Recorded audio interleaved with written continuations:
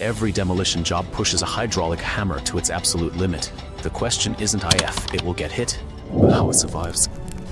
The secret isn't just in the design, it's deep within the steel itself.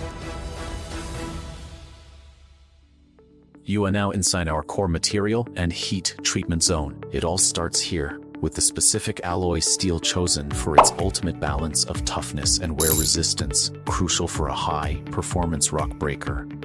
This is where the magic happens, the heat treatment furnace. We subject every critical hammer part to extreme temperatures and controlled cooling. This process, known as normalizing and quenching and tempering, does one thing: it realigns the internal grain structure of the steel. It eliminates weak points, creates uniform hardness throughout the entire part, and gives it that legendary impact resistance that refuses to crack under pressure, whether you're using it on a skid steer or a full-size excavator. So, when you ask why Beilite hydraulic breakers last longer, the answer is forged in fire. In the next episode, we move to our CNC machining centers to see how this hardened steel is precision, carved into its final form. Subscribe to us for more.